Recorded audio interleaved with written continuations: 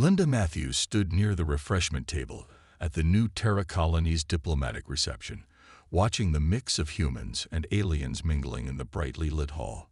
She adjusted her blue dress, feeling slightly out of place among the various diplomatic officials. Her husband Daniel was supposed to join her after his shift at the engineering facility, but she understood that colony maintenance couldn't wait. The reception hall sparkled with decorations celebrating 5 years since the colony's founding. Humans chatted with tall, purple-skinned Andorians, while the insectoid Krith shared jokes with Earth botanists. Linda smiled, remembering how strange all this had seemed when she and Daniel first arrived 3 years ago. Krithak, a high-ranking Zentarian diplomatic officer, approached her table. His golden scales gleamed under the lights, and his muscular 7-foot frame towered over her. Linda had seen him at previous gatherings, but had never spoken to him directly. "You are the engineer's mate," Krithak said, his universal translator giving his words a metallic edge. "I have observed you at previous functions." "Yes, I'm Linda Matthews," she replied politely. "My husband Daniel works in engineering." Krithak moved closer, his scaled head tilting to one side. "Zentarians value strength above all. I find it curious that a female of your—" He paused, searching for words. Delicate nature would choose a mere engineer as a mate. Linda stepped back, maintaining a diplomatic smile. "Daniel is a wonderful husband. We're very happy together. Perhaps you have never experienced the company of a truly powerful mate," Krithak said, reaching for her arm. "Zentarian males can offer much more than weak human engineers." Linda pulled away firmly. "I'm not interested, and I'd appreciate it if you'd respect my personal space." Krithak's eyes narrowed, the golden scales around his neck flaring. Several nearby conversations stopped as aliens and humans turned to watch. "No female has ever rejected my advances," Krithak growled. "Your species' arrogance is matched only by your weakness." "This conversation is over," Linda said, turning to walk away. "Please excuse me." It happened fast. Krithak's arm shot out, striking Linda across the face with enough force to send her sprawling across the floor. The room fell silent except for scattered gasps. A human doctor named Mary rushed to Linda's side as she sat up, touching her bleeding lip with shaking fingers. "Let this be a lesson in respect," Krithak announced to the stunned crowd. "Humans must learn their place in the galaxy." Colony security officers hurried toward the scene, but Krithak simply straightened his diplomatic sash and walked away. His diplomatic immunity protected him from immediate arrest, and everyone knew it. "Someone call Daniel," Linda heard Mary say as she helped her to her feet, "and get me a medical kit." Linda's head spun, but she stood straight, refusing to show weakness. She watched Krithak's departing back, knowing this wasn't over. Not by a long shot, because what Krithak didn't know, what he couldn't know, was that her quiet engineer husband had another life before coming to New Terra. As Mary led her to a chair and began treating her split lip, Linda almost felt sorry for Krithak. Almost. Because soon he would learn what everyone in the Earth Defense Force had known for years. Never hurt someone a human loves, especially when that human spent 10 years as an EDF combat specialist before becoming an engineer. Linda smiled despite her pain, already imagining the look on Krithak's face when he learned who Daniel Matthews really was. The Zentarian had just made the biggest mistake of his diplomatic career, because while he saw humans as weak, he was about to learn why humanity had survived every threat the galaxy had thrown at them. And Daniel was going to teach that lesson personally. Daniel Matthews was elbow-deep in the colony's water recycling system when his comm unit buzzed. He ignored it at first, focusing on the delicate repair work. The unit buzzed again, more insistent this time. Something about that double buzz made him pause. Linda always used that pattern when something was wrong. He wiped his hands and checked the message. 30 seconds later, he was running through the engineering sector, his tools forgotten on the floor. The medical center was quiet when he arrived. Linda sat on an examination table while Dr. Mary finished treating her face. The bruise had already turned purple, spreading across her left cheek. Daniel's hands clenched into fists at his sides. "I'm okay," Linda said before he could speak. "Really, it looks worse than it is." Daniel gently touched her uninjured cheek. His voice was soft, but Linda recognized the controlled anger behind it. "Tell me everything." As Linda explained what happened, Daniel's mind drifted back 10 years.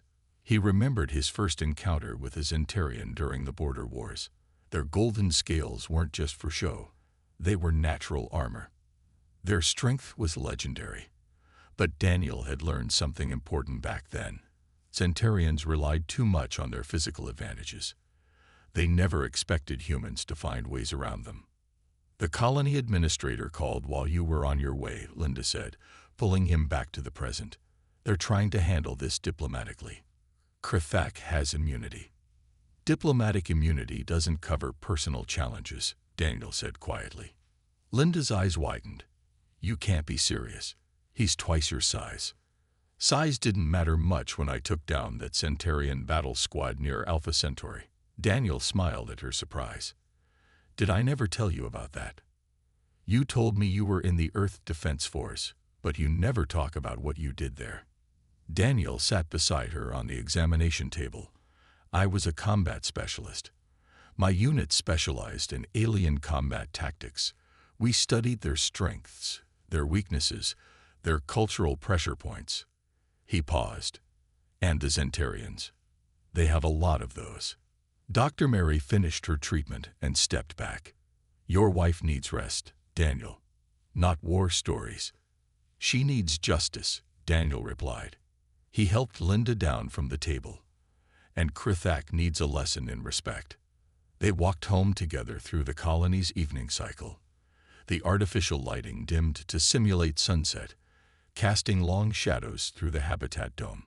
Other colonists watched them pass, whispering among themselves. News traveled fast in a place this size. In their apartment, Daniel went straight to the storage unit in their bedroom. Linda watched as he pulled out a small black box she'd never seen before. Inside was a metal disc with strange symbols carved into its surface. "This is a Zentarian challenge coin," he explained. "I took it from their commander after that fight I mentioned. By their laws, it gives me the right to issue one formal challenge to any Zentarian warrior." "Daniel, please." Linda touched his arm. "I don't want you getting hurt because of me." He turned to face her, and Linda saw something in his eyes she'd never seen before. A glimpse of the soldier he used to be. "10 years ago, I fought Centaurians because it was my duty," he said. "This time, it's personal. Krithak thinks humans are weak because we value things besides physical strength. He needs to learn that protecting what we love makes us stronger than any natural armor." Daniel placed the challenge coin on their table. Tomorrow, he would use it. Tomorrow, Krithak would learn why humans had earned their place among the stars. But tonight, Daniel held his wife close, his mind already planning the battle ahead. Because while Krithak had strength and armor, Daniel had something more powerful, a reason to win. The next morning, Daniel walked into the diplomatic sector of New Terra Colony. He wore his old Earth Defense Force uniform, cleaned and pressed for the first time in 3 years. The combat medals on his chest caught the light as he moved. Other colonists stopped and stared as he passed. Krithak was holding court in the diplomatic lounge, surrounded by other aliens. He looked up as Daniel entered, his golden scales gleaming with amusement. "The engineer arrives," Krithak said, drawing laughs from his companions. "Have you come to beg forgiveness for your mate's disrespect?" Daniel said nothing. Instead, he pulled out the Zentarian challenge coin and held it up. The room went silent. Krithak's scales darkened, a sign of surprise. "Where did you get that?" Krithak demanded, standing up to his full height. "From Commander Zekskar of the 3rd Battle Fleet," Daniel replied calmly. "After I defeated him and his squad during the border wars." The other aliens backed away. Krithak's eyes narrowed as he studied Daniel's uniform and medals more carefully. "You lie," Krithak said, but there was uncertainty in his voice. Zexkar's squad was defeated by a human demon called the Ghost. That was my code name, Daniel said. The Ghost, because I could get past Zentarian armor like it wasn't there. He stepped forward. I challenge you, Krithak. By the ancient laws of your people, you must accept. Krithak's companions whispered among themselves. Everyone knew about the Ghost. Stories of how he had defeated Zentarian warriors despite their superior strength had spread through the galaxy. Some said he could find weak points in their armor that no one else could see. Others claimed he could move faster than any human should. You retired, Krithak said. You are an engineer now. Soft. Weak. I chose to become an engineer, Daniel corrected him. Just like I'm choosing to challenge you now. For my wife's honor, and to teach you something about human strength. More colonists had gathered to watch. Linda stood among them, her bruised face drawing angry murmurs from the crowd. The challenge will be held in 3 days, Daniel continued. Traditional Zentarian combat rules. No weapons, no armor except what we were born with. He smiled slightly. Unless you're afraid to face a weak human. Krithak's scales flared with anger. I accept your challenge, Ghost. In 3 days, I will show everyone that your legend is nothing but human lies. Daniel placed the challenge coin on a nearby table. By Zentarian law, it would stay there until the fight was over. One more thing, Daniel said. When I win, you will apologize to my wife. Publicly. And you will spend the next year learning about human culture and teaching your people what you learn. And when I win, Krithak growled, you and your mate will leave this colony forever. Daniel nodded once, then turned to leave. Linda fell into step beside him as they walked away. He's bigger than Zexkar, was Linda said quietly. Yes, Daniel agreed. But he has the same weakness all Zentarians have. They never believe they can lose until it's too late. As they walked home, news of the challenge spread through the colony. Humans who had served in the border wars told stories about the Ghost to anyone who would listen. Aliens debated whether the legends were true. And in his quarters, Krithak began to research everything he could find about the human who had once brought fear to the mighty Zentarian fleet. What he learned made his scales darken with worry. Because every story ended the same way. The Ghost never lost a fight. 2 days before the challenge, Linda found Daniel in their apartment's spare room. He had pushed all the furniture against the walls to create an open space. His eyes were closed as he moved through a series of slow, careful exercises. The doctor cleared me for light exercise, Linda said from the doorway. The bruise on her face had faded to yellow. Want a training partner? Daniel opened his eyes and smiled. These aren't normal exercises. I'm remembering old patterns, ways to deal with Zentarian fighting styles. Linda watched as he demonstrated, his movements precise and controlled. You never told me how you learned to fight them. We captured a Zentarian warrior early in the war, Daniel explained, continuing his practice. He was so sure of his superiority that he freely showed us their combat techniques. He thought no human could ever use them effectively. What happened to him? He became my first teacher. After I beat him using his own moves, he decided humans were worth training. Daniel paused. That's when I learned their biggest weakness. Linda sat on a nearby chair. Their pride. That's part of it. But mostly, it's their certainty. They're so sure of their strength that they never imagine someone could turn it against them. He demonstrated a fluid movement. Their armor makes them overconfident. They never guard their joints properly. Down in the diplomatic sector, Krithak was also preparing. He watched recordings of the Ghost's known battles, his scales darkening with each viewing. The human moved like water, finding gaps in Zentarian defenses that shouldn't exist. You worry too much, another Zentarian diplomat told him. He is retired. Soft from years of peaceful work. Krithak switched off the video. You didn't see his eyes when he made the challenge. Those were not the eyes of a soft engineer. Then withdraw the challenge. Claim diplomatic duties. And lose all honor. Krithak's scales flared. No, I will face him. But I will not underestimate him like Zexkar did. The colony buzzed with excitement as the day approached. Betting pools opened, despite the administrator's disapproval. Most aliens bet on Krithak, impressed by his size and strength. But the humans who had served in the war bet on Daniel. They remembered the stories. That evening, Linda found Daniel looking at an old photo.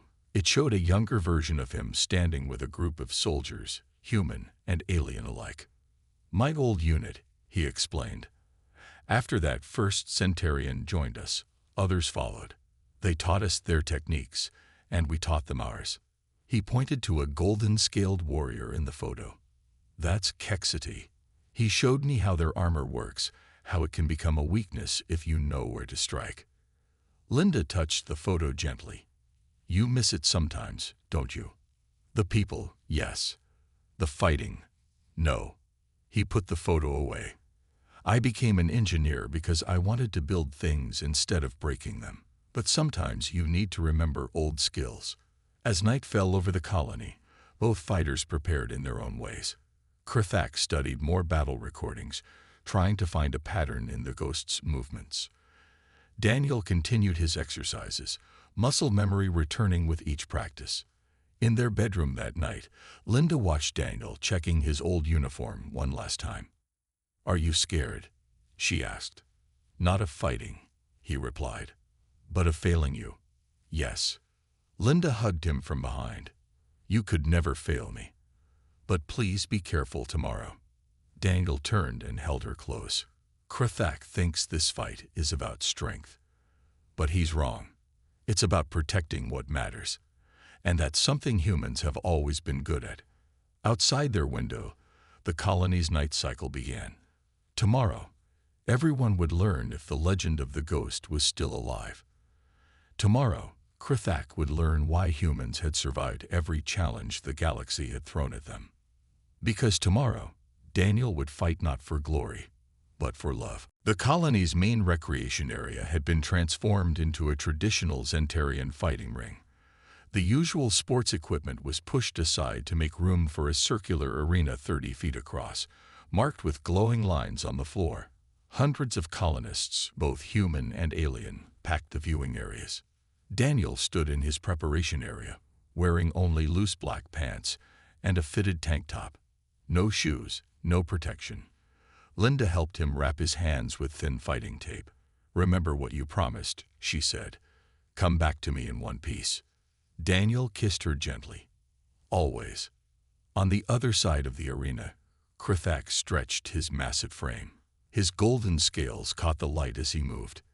He had spent the morning polishing them to a high shine, following Zentarian fighting tradition. The colony administrator stood in the center of the ring. "This challenge will follow traditional Zentarian rules. The fight continues until one fighter surrenders or cannot continue. No weapons, no outside help." He looked at both fighters. "Are you ready?" Both men nodded. They stepped into the ring. Up close, the size difference was shocking. Krithak towered over Daniel, his muscled frame nearly twice as wide. Some humans in the crowd gasped, but those who had served in the war just smiled. They knew what was coming. "Still time to withdraw, engineer," Krithak said quietly. "Go home with what dignity you have left." Daniel's response was to drop into a fighting stance that made Krithak's scales darken with recognition. It was a Zentarian combat position, but slightly modified. The administrator raised his hand, then dropped it.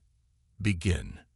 Krithak charged forward with stunning speed, trying to end the fight quickly.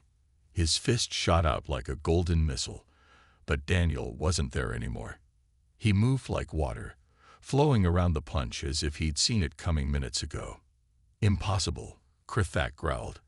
He attacked again, and again Daniel slipped away. "You fight like Zexkar," Daniel said calmly, still moving. "Same opening combination. Same weakness in your left guard." Krithak roared and launched a series of powerful strikes. Each one should have ended the fight. Each one hit nothing but air. The crowd watched in amazement as the smaller human danced around the powerful alien's attacks. Stop running and fight, Krithak demanded. I am fighting, Daniel replied.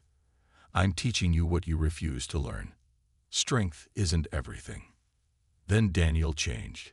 His movements shifted from defensive to offensive so smoothly that Krithak didn't realize what was happening until it was too late. Daniel slipped past his guard and struck 3 times in rapid succession. Knee, elbow, shoulder joint, places where the golden scales were thinnest. Krithak staggered, actual fear showing in his eyes for the first time. He had watched the videos, but seeing the ghost in action was different. Daniel moved like no human should be able to move, finding weaknesses that shouldn't exist. The alien warrior gathered himself and charged again, betting everything on his superior strength. Daniel met the charge head-on, but instead of trying to match Krithak's power, he redirected it. The crowd gasped as the massive Zentarian went flying through the air, his own strength used against him. Krithak crashed to the ground. Before he could rise, Daniel was there, his hand positioned precisely over a nerve cluster that every Zentarian warrior knew was critical. Do you yield? Daniel asked quietly. Krithak tried to move, but Daniel's fingers pressed slightly harder. The pain made the alien scales pale. How? Krithak gasped. How can you know our weaknesses so well? Because your people taught me, Daniel replied. The ones who learned that humans are worth respecting. His fingers pressed a fraction more. Do you yield? Krithak looked up at the human standing over him, the engineer who was also a legend, the man who had learned to turn Zentarian strength against itself. He saw Linda watching from the sidelines, her face proud rather than afraid. Finally, he understood. I yield, Krithak said. The recreation area fell silent as Krithak rose slowly to his feet. His golden scales had lost their shine, and he moved carefully, favoring his left side where Daniel had struck him. The crowd waited, holding their breath. Everyone knew what came next in Zentarian tradition. Krithak looked at Daniel for a long moment. Then he did something that shocked every Zentarian in the room. He smiled. I understand now, he said, his voice carrying in the quiet space. Your strength is not in your muscles. It is in here. He touched his chest, in what you humans call a heart. He turned to face Linda, who stood at the edge of the fighting ring. His massive frame bent in a formal Zentarian bow. I, Krithak of the Zentarian Diplomatic Corps, apologize for my actions, he said clearly. I dishonored myself by striking you. I dishonored my people by thinking strength alone made us superior. He straightened up. I ask for your forgiveness and for the chance to learn from humans, as others of my kind once did. Linda walked into the ring and stood before the alien who had struck her days ago. The bruise on her face was still visible, but her voice was strong. I accept your apology, she said, and I would be happy to teach you about humans, if you're willing to learn. Krithak's scales brightened slightly, a sign of hope among his people. I am willing. The ghost, Daniel, has shown me how much we can learn from each other. Daniel stepped forward. Then let's start now. In human tradition, after a fight like this, we shake hands and put the past behind us. He held out his hand. Krithak looked at it, then carefully took it in his much larger one. The crowd burst into applause and cheers. Later that evening, in the colony's main dining hall, humans and aliens gathered to celebrate. Krithak sat with Daniel and Linda, listening intently as they told him about Earth customs and traditions. I have contacted my superiors, Krithak said during a quiet moment. I have requested to be made the permanent cultural liaison between our peoples. They agreed, especially after learning I had fought the ghost and lived to tell about it. Linda laughed. You'll have to stop calling him that. He's just Daniel now. No, Krithak said seriously. He will always be the ghost to my people. But now the story will be different. Now we will tell of how he taught us that true strength. 1 year later, the new Terra colony had changed in ways no one could have predicted. In the colony's cultural center, Krithak stood before a mixed group of humans and aliens, teaching a class about human-Zentarian relations. The former warrior had become one of the most respected teachers in the colony. "And that is how I learned my greatest lesson," Krithak told his students, his golden scales gleaming under the lights. "I thought I was strong because of these scales, these muscles. But humans taught me that real strength comes from understanding others." In the back of the room, Daniel and Linda sat together, watching their friend teach. Linda's face showed no sign of the bruise that had started it all. Instead, she wore a proud smile as Krithak answered questions from his students. After class, the three friends met in their usual spot at the colony's garden dome. The place had become their favorite meeting spot over the past year. Krithak had learned to appreciate the human custom of sharing meals and conversations in beautiful settings. "The Zentarian High Council contacted me today," Krithak said, carefully holding his human-sized coffee cup. "They want to start a cultural exchange program. They're sending 20 young warriors to learn from humans, just as I did." Linda beamed. "That's wonderful news. Will you be teaching them?" "Yes, but not alone." Krithak looked at Daniel. "They specifically requested that the ghost help train them." Daniel shook his head, smiling. "I'm not the ghost anymore. I'm just an engineer who remembers a few tricks." "You are both," Krithak said seriously. "And that is exactly what these young warriors need to learn. That being a warrior and being a builder are not opposite things." The colony had grown over the past year. New buildings rose into the dome's artificial sky, many of them designed by Daniel. But more importantly, new understanding had grown between species. Other aliens had watched how Krithak changed, how he learned to balance his warrior strength with human wisdom. "Did you ever think," Linda asked, "that one fight would change so much?" "It wasn't the fight that changed things," Daniel replied. "It was what came after." Krithak could have stayed angry, could have left the colony. Instead, he chose to learn. Krithak's scales brightened with emotion. "I chose to learn because you both taught me how. You showed mercy when you could have demanded revenge. You offered friendship when you could have been enemies." Other colonists walked past their table, waving friendly greetings.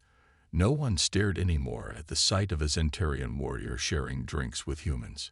It had become normal, expected even. "The young warriors arrive next month," Krithak said.